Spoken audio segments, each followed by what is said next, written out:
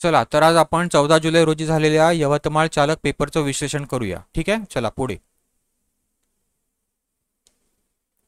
आता इथे काय दिलंय, अंड्याच्या किमतीमध्ये 25% वाढ झाल्याने 20 रुपयामध्ये आता पूर्वीपेक्षा 4 अंडी कमी मिळतात. तर 1 डझन अंड्याची सध्याची किंमत काय आहे? तर आता आपण काय करूया, जी पूर्वीची किंमत होती ना पूर्वीची अंड्याची, ती एक्स घेऊया. ठीक आहे, म्हणजे पूर्वी 20 रुपयामध्ये किती अंडी मिळायची? तर पूर्वी 20/x मिळत असेल ना अंडी.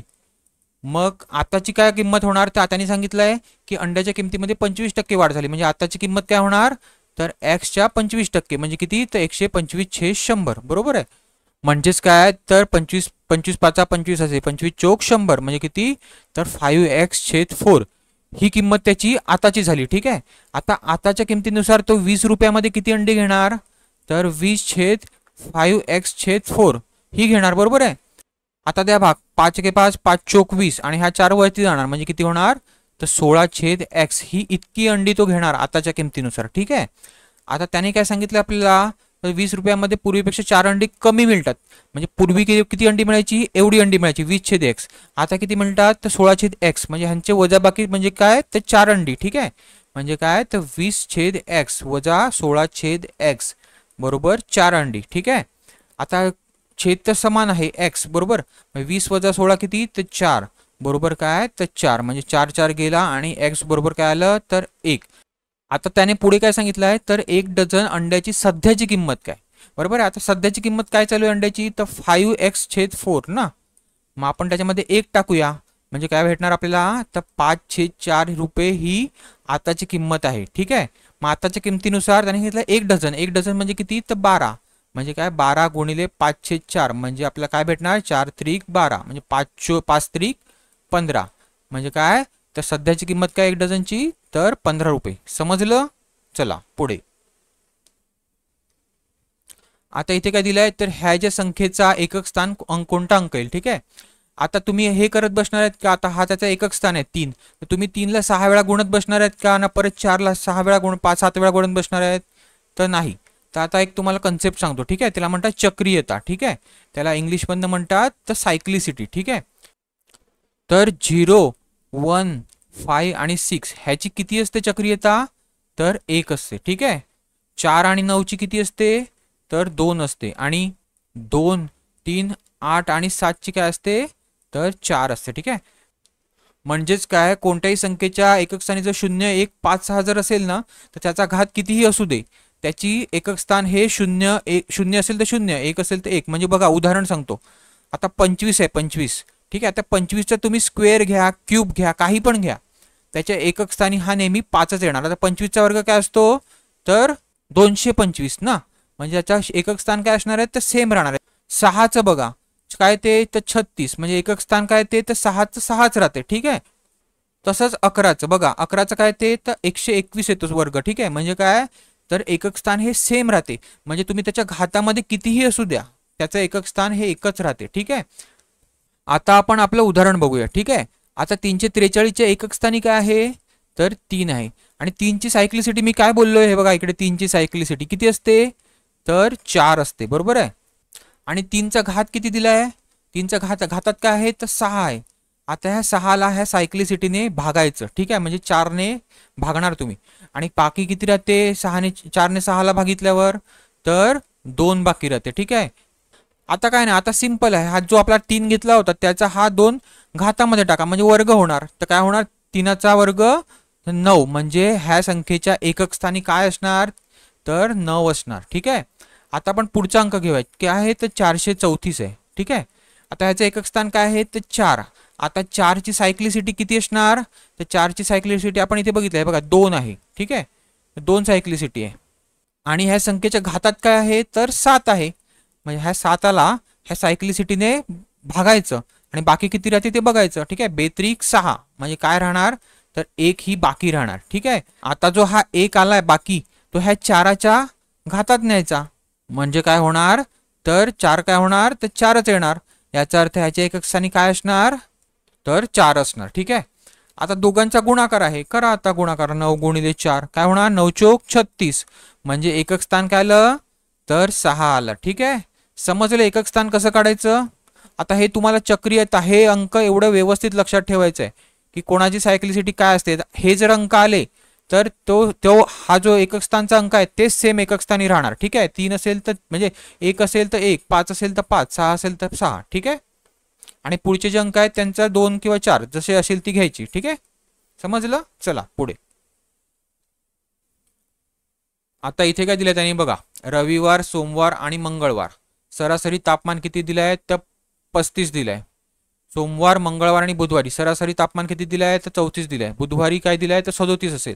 तर आपल्याला संडेचं तापमान किती असेल ते काढायचं. ठीक आहे, काय दिलं आहे, संडे अधिक मंडे अधिक ट्यूसडे किती दिलं आहे 35 दिलं आहे. तिघांची सरासरी म्हणजे काय तर तिघांनी गुणा म्हणजे आपल्याला टोटल किती होतं ते भेटेल. ठीक आहे, 5 त्रिक 15, 3 त्रिक 9 आणि 105 होणार. ठीक आहे, आता पुढे काय दिलं आहे, मंडे, ट्यूसडे आणि वेनसडे किती दिलं आहे तर 34 दिलं आहे. ठीक आहे, 34 गुणिले तिघांचं आहे म्हणजे 3 करा म्हणजे टोटल किती भेटेल तुम्हाला तर 102 भेटेल. ठीक आहे, आता त्यांनी काय सांगितलं आहे तर वेनसडेचं तापमान हे 34 होतं.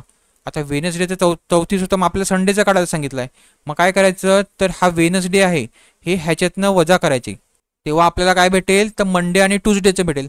मग हे मंडे आणि ट्यूसडे ह्याच्यातनं वजा करा म्हणजे तुम्हाला राहील काय तर संडे. ठीक आहे, समजलं कसं करायचं तर करूया. ठीक आहे, तर मंडे, ट्यूसडे, वेनेसडेचं किती आहे तर 102 आहे. त्याच्यातनं आपण वेनेसडेचं करायचं 34 वजा करायचं किती येणार तर 65 डिग्री येणार. ठीक आहे, आता हे 65 आले म्हणजे काय आलं तर मंडे आणि ट्यूसडेचं भेटलं आपल्याला.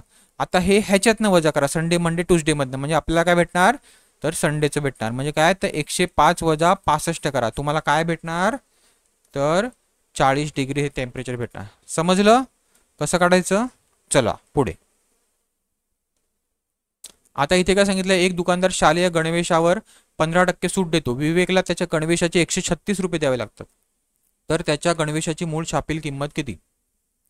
आता समजा त्याची जर छापील किंमत एक्स असेल आणि तो त्याला 15% सूट देतो. सूट देतो याचा अर्थ काय तर कमी करतो ह्याच्यामध्ये एक्स मध्ये. बरोबर आहे, म्हणजे काय होणार तर 85/100. बरोबर आहे ना, 100 वजा आर छेद 100 म्हणजे 85/100 बरोबर काय आहे तर 136 दिलं त्याने.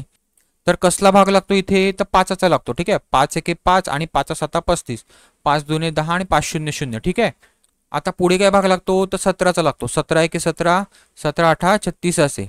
ठीक आहे, मग पुढे काय हा 20 इथने गेल्यावर काय होणार तर 16 होणार म्हणजे काय तर 160 होणार एक्स बरोबर. ठीक आहे, समजलं कसं काढायचं हे बघा आहे उत्तर. चला पुढे. आता त्याने इथे काय दिलंय, एक व्यक्ती दिल्ली ते फरीदाबाद हे अंतर पायी 4 किलोमीटर वेगाने पार करतो म्हणजे 4 किलोमीटर प्रति तासाने पार करतो. तेव्हा तो 6 तासात फरीदाबादला पोहोचतो. किती लागतात त्याला वेळ तर 6 तास लागतात. परतीचा प्रवास तो ताशी 3 किलोमीटर वेगाने करतो म्हणजे किती करतो 3 किलोमीटर प्रति तास. त्याला आता किती वेळ लागणार दिल्लीला पोहोचायला हे विचारलं. ठीक आहे, म्हणजे एक्स वेळ लागणार आपण पकडूया. ठीक आहे, आता वेळ आणि वेग कसे असतात तर ते एकमेकाच्या व्यस्त प्रमाणात असतात. बरोबर आहे, अंतराचं सूत्र काय असते अंतर तर वेळ गुणिले वेग असतो. बरोबर आहे ना, मग आपण काय अंतर तर समान आहे म्हणजे आपण ह्याची बरोबरी करूया म्हणजे काय होणार तर 4 गुणिले 6 बरोबर 3 गुणिले एक्स. आता एक्सची किंमत काय येणार 3 दुने 6 म्हणजे एक्स बरोबर काय होणार तर 8 होणार म्हणजे त्याला किती तास लागणार तर 8 तास लागणार. समजलं. चला पुढे. आता अशा गणितामध्ये ना जर पॉईंट सेम घरानंतर असेल तर ते पॉईंट काढून टाकायचं. ठीक आहे, का तर बघा 361/10 असणार आहे. बरोबर आहे वरती आणि खालती काय असणार आहे ते 1024/10. याचा अर्थ काय 10 10 असा पण जाणारच आहे म्हणजे काय तर पॉईंट समान घरानंतर असेल तर तो काढून टाकायचा. ठीक आहे, आता 1024 कसला वर्ग आहे मी त्या दिवशीच बोललो होतो. कसला वर्ग आहे तर 32चा आहे. तर कसा आला ते आता मी तुम्हाला परत एकदा सांगतो. ठीक आहे, 1024 कसा काढायचा बघा. आता शेवटी 4 आहेत, एकक स्थानी 4 आहे म्हणजे हा कसला वर्ग असू शकतो तर एक तर 2चा असू शकतो किंवा 8चा असू शकतो. का तर 2 दुनी 4 असतो आणि 8 8 64 असतो. 64च्या एकक स्थानी काय असतो तर 4 असतो. बरोबर आहे, म्हणजे 2 किंवा 8 असू शकते एकक स्थानी. आता हा पुढचा जो अंक आहे तो कोणाच्या वर्गाच्या जवळ आहे तर 3च्या आहे ना. 3 त्रिक 9 म्हणजे 3च्या वर्गाच्या जवळ आहे. आता 3ची पुढची संख्या कुठली आहे तर 4 आहे. मग आता 3 गुणिले 4 किती होतात त्यांचा गुणाकार घ्यायचा. किती होतात तर 4 त्रिक 12. आता ही वर्गमुळामध्ये आहे 10. आता मोठा कोण आहे तर 12 मोठा आहे म्हणजे वर्गमुळातली संख्या लहान आहे. याचा अर्थ आपण इथनं लहान संख्या उचलायची. ठीक आहे, हा 2 एकक स्थानी आणि हा 3चा वर्ग आहे म्हणून. ठीक आहे, याचा अर्थ काय तर 32चा वर्ग हा 1024 आहे. तसंच सेम 361 साठी बघा 361च्या एकक स्थानी काय आहे दोन संख्येच्या तर एक आहे. एक कोणाच्या वर्गाच्या मागे असतो, तर एक तर एकाचा असू शकतो किंवा नवाचा असतो. का तर 9 9 81 बघा एक येतो शेवटी. आता पुढचा संख्या 3 आहे. आता 3 कोणाच्या वर्गाच्या जवळ असतो, तर एकाच्याच असणार. दोघांचा वर्ग तर 4 असतो, म्हणजे 3च्या पुढे जाईल तो. मग आपण एक येतो बरोबर. आता एकाच्या पुढची संख्या काय आहे तर 2, म्हणजे 2 1 2. तर आता वर्गमुळात ही संख्या आहे, तर वर्गमुळात जी संख्या आहे ती मोठी आहे बरोबर आहे. म्हणजेच काय तर आपण काय घ्यायचं एकक स्थानी, तर 9 घ्यायचा मोठी आहे म्हणून. ठीक आहे, हा 9 आला आणि हा 1 म्हणजे कितीचा वर्ग आहे हा, तर 19चा वर्ग आहे. म्हणजे काय आलं आपलं उत्तर, तर 19 छेद हे किती होते तर 32 आहे उत्तर. तर आहे. चला पुढे समजलं. आता त्यांनी इथे काय सांगितलं बघा, 3 घंटा एकाच वेळी सकाळी 11 वाजता वाजतात. त्या 3 घंटा अनुक्रमे 20 मिनिटं 30 मिनिटं आणि 40 मिनिटांनी पुन्हा पुन्हा वाजतात. त्यानुसार त्यांनी तिन्ही घंटा पुन्हा एकाच वेळा किती वाजता वाजतील. आता आपल्याला काय करावं लागेल, तर त्यासाठी एकाच वेळा कधी वाजतील ते काढण्यासाठी तर लसावी घ्यावा लागेल. ठीक आहे, आता 20चा 30चा आणि 40चा घ्यावा लागेल. म्हणजे काय त्यांची फोड करायची. 20ची काय होणार आहे फोड, तर 4 5 20 म्हणजे हा काय तर 2चा वर्ग गुणिले 5 बरोबर आहे. 30ची काय होणार आहे तर 15 दुने 30 असते, म्हणजे काय तर 5 त्रिक 15 आणि 15 दुने 30. ठीक आहे, 40चं काय होणार तर 8 5 40 होते, म्हणजे हा 2चा घन आहे 8 आणि गुणिले 5. आता कुठल्या मूळ संख्या आहेत तर 2 गुणिले 3 गुणिले 5 ह्या मूळ संख्या आहेत. ठीक आहे, आता सगळ्यात मोठा घन घ्यायचा त्यांचा. 2चा किती आहे तर 3 आहे, 3चा काय आहे तर 1च आहे आणि 5चा काय आहे 5चा पण 1च आहे. आता करा गुणाकार, ह्याचं काय येणार तर 8 येणार गुणिले काय 3 गुणिले 5. 8 5 40 आणि 4 त्रिक 12 म्हणजे 120 हा त्यांचा लसावी आला. ठीक आहे, याचा अर्थ काय तर 120 मिनिटांनी ती बेल वाजणार. 120 मिनिट म्हणजे किती 2 तास. आता तुम्हाला 11च्या पुढे 2 तास केल्यावर काय भेटणार तर 1 वाजला असणार. ठीक आहे, म्हणजे 1 वाजता ती बेल पुन्हा पुन्हा वाजेल. ठीक आहे, आता त्याने इथे काय सांगितलंय 4 क्रमवार समसंख्यांची सरासरी 23 आहे. तर त्यापैकी सर्वात मोठी संख्या कुठली. आता ती त्यातली आपण जी पहिली संख्या आहे ती x अधिक 1 घेऊ. आता समसंख्या कितीने वाढत जातात तर 2 ने वाढत जातात. ठीक आहे, म्हणजे काय पुढची समसंख्या कुठली होणार तर x अधिक 3 होणार. आता आपण ह्याच्या मागची घेऊया. ह्याच्या मागची काय येणार तर x वजा 1 येणार आणि त्याच्या मागची काय येणार तर x वजा 3 येणार. ठीक आहे, ह्या आपल्या 4 समसंख्या झाल्या बरोबर आहे. त्याने पुढे काय सांगितलं आहे तर त्याचा सरासरी 23 आहे, म्हणजे 4 संख्येचा सरासरी 23 याचा अर्थ काय तर 23 गुणिले 4 म्हणजे काय तर 92 येणार. ठीक आहे, आता करा ह्यांची बेरीज. ह्यांची बेरीज काय येणार तर 92 येणार. मग करा बेरीज. आता काय जाणार तर 3 3 इथलं जाणार 1 1 जाणार, म्हणजे काय राहणार तर 4x बरोबर 92 जाणार. म्हणजे x बरोबर काय येणार तर ह्याने गुणल्यावर तर तुम्हाला 23 ही किंमत येईल. ठीक आहे x ची. आता आपल्याला काय त्यांनी सांगितलं तर सर्वात मोठी संख्या कुठली. सर्वात मोठी संख्या कुठली घेतली आपण तर x अधिक 3 घेतलाय, म्हणजे काय तर 23 अधिक 3 किती तर 26. समजलं कसं करायचं. चला पुढे. आता त्याने इथे बघा काय दिलंय 1 जानेवारी 2002 रोजी मंगळवार असेल, तर 1 जानेवारी 2008 रोजी कोणता वार असेल. आता आपल्याला जानेवारी टू जानेवारी करायचं बरोबर. 1 जानेवारी टू 1 जानेवारी म्हणजे ह्यांच्यामध्ये किती वर्षाचा फरक आहे 2002 ते 2008 तर 6 वर्षाचा फरक आहे बरोबर आहे. म्हणजे अधिक दिवस किती असणार ह्याच्यामध्ये एका वर्षात 1 अधिक दिवस असतो, म्हणजे 6 वर्षात किती असणार तर 6 अधिक दिवस. आता लीप वर्ष कुठली असणार आहेत बघा. लीप वर्ष तर लीप वर्ष फक्त एकच येणार. ठीक आहे, कुठलं तर 2004 येणार लीप वर्ष, ज्याला 4ने भाग जातो तो ते असते लीप वर्ष. ठीक आहे, आता 2008 हे लीप वर्ष घेणार का तुम्ही काउंटमध्ये तर नाही घेणार, कारण आपल्याला 1 जानेवारी पण तेच करायचं आहे. त्याच्यामध्ये त्याचा फेब्रुवारी महिना येत नाही, म्हणून काय तर फक्त 1 लीप वर्ष येते. म्हणजे काय तर एक अजून एक्स्ट्रा दिवस. ठीक आहे, म्हणजे टोटल एक्स्ट्रा दिवस किती झाले 7 बरोबर आहे. आता आपला आठवडा कितीचा असतो 7चा असतो. आता 7ने 7ला गुण भागा म्हणजे काय होणार तर बाकी किती राहणार तर 0 बाकी राहणार. याचा अर्थ काय तर 1 जानेवारी 2002 ला जर मंगळवार असेल तर 1 जानेवारी 2008 ला सुद्धा मंगळवार असेल. ठीक आहे, समजलं कसं करायचं. चला पुढे. आता इथे काय दिलं त्याने 116/84 संक्षिप्त गुणोत्तर काढा. ठीक आहे, आता 116/84 आता ह्याला भाग कितीचा लागतो बघा 4चा लागतोय तर हो लागतो. का तर शेवटच्या 2 अंकाला 4चा भाग लागत असेल तर पूर्ण संख्येला 4चा भाग लागतो. ठीक आहे, इथे तर लागतोच. 4 दुने 8 आणि पुढे काय होणार 4 9 36 आणि 4 दुने 8 आणि 4 1 4 म्हणजे काय होणार तर 29/21. याचा अर्थ गुणोत्तर काय होणार तर 29/21. समजलं. चला पुढे. आता त्याने इथे काय सांगितलं आहे, सुनील उत्तरेकडे तोंड करून उभा आहे. ठीक आहे, म्हणजे आपल्याला पहिल्यांदा तर दिशा आखून घ्यायला लागतील. ठीक आहे, ही कुठली दिशा आली तर उत्तर, ही कुठली आली दक्षिण, ही कुठली आली तर पूर्व, आणि ही कुठली आली तर पश्चिम. ठीक आहे, पुढे काय सांगितलं त्याने, उत्तरेस तो सरळ 9 किलोमीटर चालत गेला. म्हणजे तो उत्तरेकडे 9 किलोमीटर चालत गेला. हे 9 किलोमीटर पकडू. ठीक आहे, उजवीकडे वळून त्याने 4 किलोमीटर अंतर कापले. उजवीकडे वळून त्याने हे 4 किलोमीटर अंतर कापले. पुन्हा तेथे उजवीकडे वळून त्याने 15 किलोमीटर अंतर कापले. पुन्हा तिथे उजवीकडे वळाला म्हणजे खालच्या साईडला, आणि किती कापलं तर 15 किलोमीटर कापलं. पुन्हा एकदा उजवीकडे वळून त्याने 12 किलोमीटर अंतर कापलं. म्हणजे ही ही जर खालची साईड त्याची ही असेल, म्हणजे उजवा हात कुठला त्याचा तर ही, मग त्याने उजवीकडे वळून त्याने किती कापलं तर 12 किलोमीटर कापलं. ठीक आहे, इथे इथे आला तो. ठीक आहे, आता सांगितलंय तर तो पुढे आपल्या मूळ स्थानापासून किती अंतरावर आहे. आता हे त्याचं मूळ स्थान आहे आणि हे इथे तो आलाय. ठीक आहे, आता हे अंतर आपल्याला काढायचं आहे. ठीक आहे, तर पहिल्यांदाच काय करायचं तर आपल्या लाईन आखून घ्यायच्या. ठीक आहे, समान लाईन आखून घ्यायच्या. ठीक आहे, आता आपल्याला इथे काय करायचं आहे तर ही लाईन माहीत पाहिजे, ही लाईन माहीत पाहिजे. म्हणजे आपण पायथागोरसच्या प्रमेयाने ही लाईन काढू शकतो, म्हणजे त्याचं अंतर काढू शकतो. बरोबर आहे, आता ही लाईन आपल्याला काढायची आहे. आता ही आपल्याला माहिती आहे किती आहे 9 आहे. ह्याचे ही किती असणार इथपर्यंत तर ही सुद्धा 9 असणार. बरोबर आहे, आणि ही टोटल 15 दिली आहे ना, 15 वजा 9 किती होणार तर आपल्याला ही भेटून जाईल. म्हणजे किती होणार तर 6. आता ही जर 6 असेल तर ही सुद्धा 6 असेल. बरोबर आहे, तर आपली खालची काढूया. ठीक आहे, आता ही टोटल 12 दिली आहे आणि ही वरची 4 आहे, म्हणजे ही सुद्धा 4 असणार आहे कारण ही समान काढला रेषा.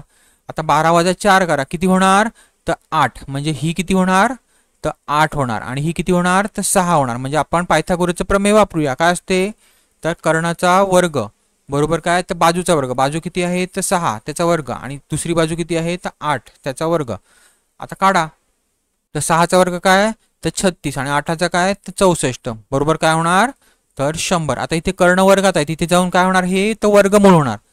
म्हणजे काय तर हे 10 उत्तर होणार कर्ण. ठीक आहे, म्हणजे काय तर तो 10 किलोमीटर अंतरावर आहे त्याच्या मूळ संख्येपासून. ठीक आहे, आता इथे बघा, इथे सरळीकरणाचं एक एक्झाम्पल आहे. बघूया आपण कसा भाग द्यायचा. 45/175 असं दिलं.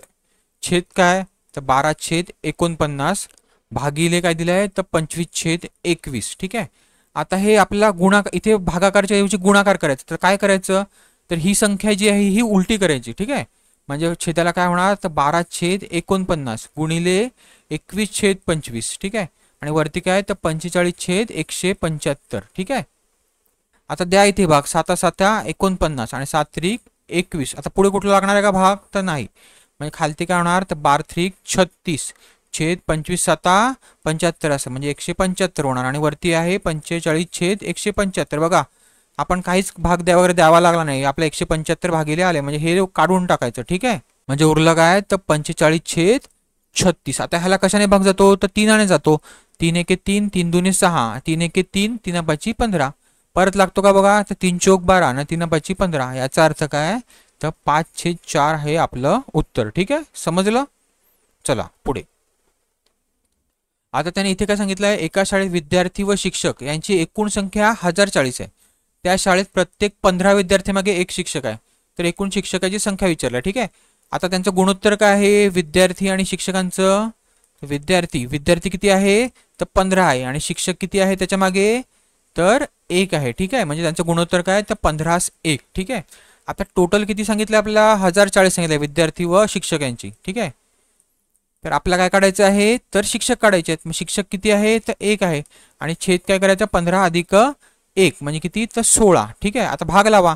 4चा भाग जाईल बघा, 4×4 = 16, 4×2 = 8 आणि 4×6 = 24 म्हणजे 0. आता पुढे लागतो का भाग बघा तर लागतो, 4चाच लागतो. 4×1 = 4, 4×6 = 24 आणि 2×4 = 25. याचा अर्थ काय तर शिक्षक किती असणार आहेत तर 65 असणार आहेत. ठीक आहे, आता इथे काय दिलं आहे 4.18. ठीक आहे, भागिले काय दिलं आहे तर 0.418 अधिक काय दिलं आहे तर 52.7 आणि छेद काय दिलं आहे तर 5.27. आता ह्या संख्या तर एकच आहेत, फक्त पॉईंट मागे पुढे आहेत. ठीक आहे, मग आपण काय करायचं वरती तर 418/100 होणार आणि खालती काय होणार त्याच्या तर 418/1000 होणार. ठीक आहे, परत अधिक काय होणार तर इथे 527/10 होणार आणि खालती काय होणार तर 527/100 होणार. ठीक आहे, आता ह्या संख्या जाणार. ठीक आहे, कट होणार. ठीक आहे, आता हे 100 जे आहेत ते छेदालाकडे येणार आणि हे 1000 आहेत ते अंशाकडे जाणार. म्हणजे काय होणार, 1000/100 अधिक पुढे काय होणार, हे परत 100 वरती जाणार आणि 10 खालती येणार, म्हणजे काय होणार, 100/10. पुढे द्या भाग काय होणार, तर हे 2 2 शून्य जाणार. ठीक आहे, हा एक जाणार, हा एक जाणार, राहिले किती, 10 अधिक 10 म्हणजे किती होणार, तर तुमचं तर 20 होणार. ठीक आहे, समजलं. चला पुढे. आता ह्या गणितामध्ये बघा, ह्या गणितामध्ये पहिल्यांदा तर तुम्ही अंक मांडून घ्या. ठीक आहे, 64, 4, 15 आणि 2. ठीक आहे, छेद काय, तर 5, 9, 3, 14 आणि 3. ठीक आहे, आता इथे काय सांगितलं त्याने, भागिले म्हणजे अधिक. आता भागिले चिन्ह कुठे आहे, तर इथे आहे. मग आपण काय करायचं, अधिक करायचं. ठीक आहे, पुढे काय सांगितलं, वजा म्हणजे भागिले. तर वजा कुठे आहे, तर इथे आहे. म्हणजे काय करायचं इथे, तर भागिले करायचं. पुढे काय सांगितलंय, गुणिले म्हणजे वजा. तर गुणिले म्हणजे वजा, तर इथे आहे गुणिले आणि ह्याच्या पुढे पण आहे आणि इथे सुद्धा आहे. ठीक आहे, आणि सांगितलंय अधिक म्हणजे गुणिले, म्हणजे उरलेलं जे असेल ते गुणिले, ते गुणिले करून टाका. ठीक आहे, आणि वरच्या संख्या आहेत त्या कंसामध्ये आहेत. ठीक आहे, मग पहिले काय सोडवायचा असतो, तर कंस सोडवायचा असतो. म्हणजे इथे काय होणार वरती, तर 60 होणार, भागिले काय होणार, तर 30 होणार, आणि खालती काय होणार, तर पहिल्यांदा गुणाकार करूया. 9 5 45 वजा वजा 3 वजा 14 काय होणार, तर वजा 17, वजा 17 अधिक 3 काय होणार, तर वजा 14. आता द्या भाग, 30 दुने 60 म्हणजे 2 आले वरती, आणि 45 वजा 14 किती होणार, तर 31. ठीक आहे, म्हणजे काय आलं उत्तर तुमचं, 2/31. चला पुढे. आता इथे बघा काय दिलंय, 20 वर्षापूर्वी बापाचे वय हे मुलाच्या वयाच्या 12 पट होते. ठीक आहे, आज बापाचे वय मुलाच्या वयाच्या दुप्पट आहे. तर त्या दोघांचे आजचे वय किती असं विचारलं. ठीक आहे, आता मी तुम्हाला हे सूत्राने कसं काढायचं ते शिकवतो. ठीक आहे, आता आपल्या समजा सांगितलं T1 वर्षापूर्वी. ठीक आहे, बापाचं वय हे मुलाच्या एक्स पट होतं. किती पट होतं, एक्स पट होतं, आणि आज बापाचं वय हे मुलाच्या वाय पट आहे. तर मुलाचं वय कसं काढायचं, तर मुलाचं वय हे T1 एक्स वजा 1 छेद ह्या दोघांचा फरक, ह्या पटीमधला फरक म्हणजे काय, तर एक्स वजा वाय. ठीक आहे, आता इथे T1 किती आहे, तर 20 वर्ष आहे. ठीक आहे, एक्स किती आहे, तर 12 पट होतं, आणि नंतर किती आहे, तर दुप्पट होते आजचं वय. ठीक आहे, म्हणजे काय, तर T1 म्हणजे 20, एक्स बरोबर काय आहे, तर 12 पट आहे. ठीक आहे, वजा 1 छेद काय, दोघांचा फरक 12 वजा 2 म्हणजे किती होणार, तर 10, 10 दुने 20, 12 वजा 1 किती, 11 म्हणजे किती, तर 11 दुने 22, म्हणजे मुलाचं आजचं वय किती आलं, तर 22 आलं. आता बापाचं वय काय असणार, आज त्याच्या दुप्पट आहे, म्हणजे बापाचं काय वय असणार, तर 44 असणार. समजलं कसं काढायचं. तर चला पुढे. आता इथे काय सांगितलं, तर डॉलर म्हणजे अधिक आहे आणि @ म्हणजे वजा आहे. तर खालीलपैकी सर्वात मोठा पर्याय कुठला. आता एक सिंपल बघायचं, सगळ्यात जास्त डॉलर कुठे आहे, तरी बघा इथे सगळ्यात जास्त डॉलर्स आहेत, फक्त एकच ह्याच्यामध्ये @ आहे. ठीक आहे, म्हणजे काय, तर वजा आहे. ठीक आहे, आता इथे बघा इथे किती आहेत @ तर ह्याच्याकडे 3 आहेत, म्हणजे इथे वजा जास्ती होणार आहे संख्या. ठीक आहे, 3 नंबरला किती आहेत, तर इथे पण 4 आहेत, आणि इथे किती आहेत, तर इथे पण 3 @ आहेत, म्हणजे सगळ्यात जास्ती वजा कुठे होणार आहेत, तर इथे आणि इथे आणि इथे होणार आहे. याचा अर्थ हा जो पर्याय आहे तो मोठा असणार आहे. ठीक आहे, आता तुमच्याकडे टाइम नसेल तर असं करायचं. ठीक आहे, आणि जर टाइम असेल तर काय करायचं, मोठ्या 3 ते 4 संख्या उचलायच्या ह्याच्यामधल्या, आणि त्यांची जी वजाबाकी बेरीज जी आहे ती करून बघायची. काय मोठ्या मोठ्याच उचलायच्या, लहान संख्येचा एवढा काय अर्थ नाही. ठीक आहे, म्हणजे उत्तर काय असणार तुमचं, तर ब असणार आहे. ठीक आहे, करून बघा एकदा. ठीक आहे,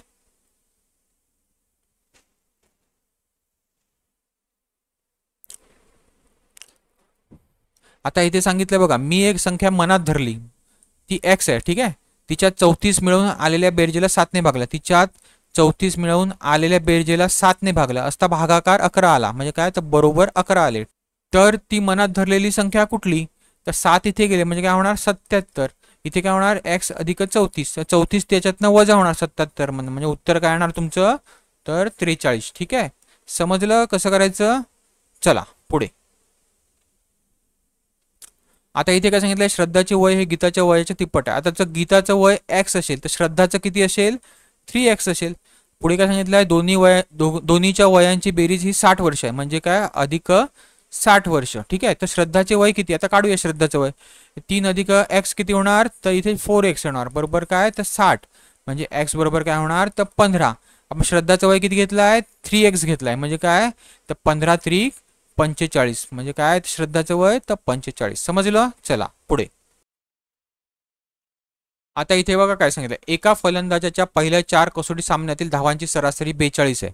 पहिल्या किती 4 ह्याची किती आहे तर 42 आहे. ठीक आहे, याचा अर्थ काय तर त्याच्या 4 सामन्यामध्ये टोटल धावा किती झाल्या तर 4 दुने 8 आणि 4 चोक 16 म्हणजे 168 धावा झाल्या. ठीक आहे, पुढे काय सांगितलं त्याने 5 कसोटी सामन्याच्या मालिकेत त्याला जर आपली सरासरी 50 करायची म्हणजे सरासरी किती करायची आहे 50 म्हणजे हा 5व्या सामन्यामध्ये. ठीक आहे, याचा अर्थ त्याची 5 सामन्याची सरासरी किती झाली टोटल तर 5 5 25 म्हणजे किती झाली तर 250 झाली. ठीक आहे, त्याला 5व्या कसोटीला किती धावा करायला लागतील. आता ही टोटल ह्याच्यातनं हे वजा करा म्हणजे तुम्हाला काय भेटेल तर त्याला शेवटच्या सामन्यात 82 रन करावे लागतील. ठीक आहे उत्तर आहे. आता दुसऱ्या पद्धतीने बघा कसं आहे. आता आपल्याला काय सांगितलं आहे तर 4 कसोटीमध्ये त्याचा एव्हरेज किती आहे किंवा सरासरी किती आहे तर 42 आहे. आता 5व्या सामन्यानंतर त्याची सरासरी किंवा एव्हरेज किती वाढला तर 50 करायची आहे त्याला. ठीक आहे, म्हणजे एव्हरेज कितीने वाढवायचं आहे तर 8ने वाढवायचं आहे. ठीक आहे, म्हणजे मिनिमम इथे 50 करायचं आहे तर त्याचा मिनिमम स्कोर 5व्या सामन्यामध्ये 50 झालाच पाहिजे. ठीक आहे, मग इथे 8ने वाढवायचं आहे तर आपण काय करायचं 8 आणि 8 गुणिले 4 करायचं 8 चोक 32 याचा अर्थ काय होणार तर 82 हे उत्तर येणार. ठीक आहे, म्हणजे याला शेवटच्या सामन्यामध्ये 82 रन करावे लागतील. ठीक आहे, समजलं कसं करायचं. चला पुढे. आता ह्या गणितामध्ये बघा हे वर्ग संख्या दिसतात बघा 2. हे कसले वर्ग आहेत तर हा 11चा आहे आणि हा कितीचा आहे तर हा 16चा आहे. ठीक आहे, आता ह्या गणितामध्ये बघा कुठलेच अंक आहेत हे असे वर्ग नाही आहेत किंवा घन नाही आहेत. ठीक आहे, म्हणजेच काय जास्तीत जास्त बेरीज असू शकते किंवा वजाबाकी असू शकते कुठली तर रो आणि कॉलमची. ठीक आहे, पहिले तर रोची आपण करून बघूया. पहिल्या रोची किती होते दुसऱ्या रोची किती होते. जर ते समान होत असेल तर मग आपण ते कंटिन्यू करायचं नाही तर मग कॉलमची करायची.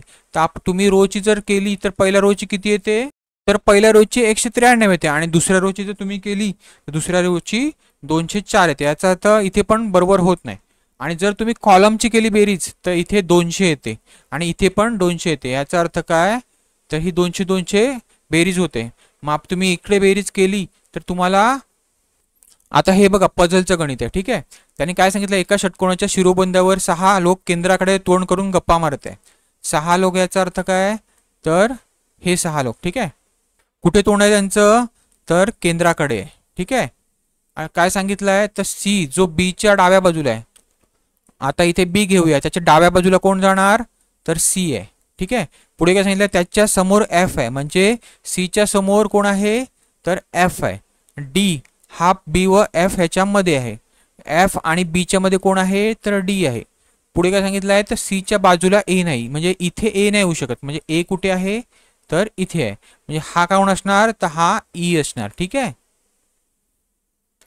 तर पुढे आपण प्रश्न बघूया. ठीक आहे, तर काय विचारलंय एच्या समोर कोण बसलाय तर कोण आहे एच्या समोर तर एच्या समोर बी आहे. ठीक आहे, पुढचा प्रश्न काय आहे तर ईच्या डाव्या बाजूला कोण आहे तर ई कुठे आहे ई ई हा आहे ह्याच्या डाव्या बाजूला कोण आहे तर ईच्या डाव्या बाजूला ए आहे. ठीक आहे, पुढे काय सांगितलं सी आणि डीच्या मध्ये कोण आहे तर सी आणि डीच्या मध्ये कोण आहे तर सी आणि डीच्या मध्ये बी आहे. ठीक आहे, पुढे काय विचारलं सी व एफ आणि डी व ई यांनी आपसात जागाची अदलाबदल केल्यास एच्या उजव्या बाजूस कोण असेल तर सी आणि एफ ह्यांनी केली म्हणजे एफ इथे आला आणि सी इथे गेला आणि पुढे काय सांगितलं डी आणि ई इथे आला आणि डी इथे आला. तर एच्या उजव्या बाजूस कोण असेल आता ए इथे बघतो याची उजवी बाजू कुठली ही. आता नवीन कोण येऊन बसलाय तर डी याचा अर्थ कोण असेल तर डी. आता इथे बघा ह्या मुलाने कुठे मार्क करून आलाय. जर तुम्ही असे चुकीचे प्रश्न व्यवस्थित वाचणार नाहीत तर तुमचं पण असं चुकण्याची शक्यता आहे. ठीक आहे, त्यामुळे व्यवस्थित प्रश्न वाचा. चला पुढे. आता हे गणित आहे ना हे गणित आपल्या कोल्हापूर विभागाचा जो आपण केला होता ना मागे विश्लेषण त्याच्यातलं आहे. ठीक आहे, मला एका मुलाने त्या दिवशी कमेंटमध्ये सांगितलं सर तुमचं उत्तर चुकीचं आहे. हे 5 फेब्रुवारी हे उत्तर आहे आणि आपलं आलं होतं 15 जानेवारी. ठीक आहे, तर आता ते 5 फेब्रुवारी आहे का 15 जानेवारी ते आपण बघूया. ठीक आहे, तर काय सांगितलंय सुरेश हा महेशपेक्षा 3 दिवसांनी मोठा आहे. हा सुरेश आहे हा महेशपेक्षा किती दिवसांनी मोठा आहे 3 दिवसांनी मोठा आहे. ठीक आहे, पुढे काय सांगितलं रमेश हा महेशपेक्षा 8 दिवसांनी लहान आहे. तर महेश आहे ह्याच्यापेक्षा रमेश किती दिवसांनी लहान आहे तर 8 दिवसांनी लहान आहे. ठीक आहे, पुढे काय सांगितलं प्रजासत्ताक दिनी रमेशचा वाढदिवस येतो तर सुरेशचा जन्मदिवस कुठला म्हणजे आपला काढायचा कोणाचा आहे ह्याचा काढायचा आहे आणि रमेशचा आपला काय सांगितलं वाढदिवस तर 26 जानेवारीला येतो. ठीक आहे, याचा अर्थ काय तर तो फेब्रुवारीमध्ये तर येऊ शकत नाही आणि 30 जानेवारीला सुद्धा येऊ शकत नाही. तो एक तर 14 जानेवारीला येऊ शकतो किंवा 15 जानेवारीला येऊ शकतो. आपण काढलेलं 15 तर आपण कसं काढलेलं 15 आता बघा हे 8 आणि हे 3 किती होतात तर 11. आपण काय केलं होतं तर 26 वजा 11 केले होते, तर आपल्याला काय भेटलं होतं तर 15, म्हणून आपण 15 जानेवारी उत्तर केलं होतं. पण तसं नाही, आता हा आपल्याला काय सांगितलं आहे तर ह्यांच्यामधला हा फरक सांगितलाय 8, ठीक आहे, महेश आणि रमेश मधला, ठीक आहे. आणि ह्यांच्यामधला किती सांगितलं, महेश आणि सुरेश मधला 3 सांगितलं, पण आपण महेशचा दिवस काउंटच नव्हता केला, हा 1, ठीक आहे. याचा अर्थ काय तर 8 अधिक 3 बरोबर 11 आणि अधिक 12 म्हणजे काय तर त्याचा जन्म कधी होणार तर 14 जानेवारीला असणार, ठीक आहे, त्याचा जन्मदिवस. म्हणजे आपण थोडंसं चुकलं होतं बघा, अशा चुका लहान सहान होतात, म्हणून व्यवस्थित प्रश्न जर वाचला असेल तर समजते.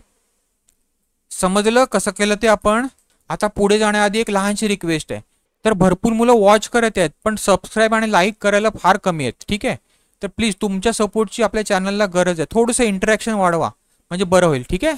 चला पुढे चला, थँक्यू. तर अशा प्रकारे आपण यवतमाळ चालकचा पेपर संपवला. आता पुढच्या विभागाचा पेपर लवकरच येईल, ठीक आहे. तर शेअर, लाईक आणि सबस्क्राईब करायला विसरू नका. थँक्यू.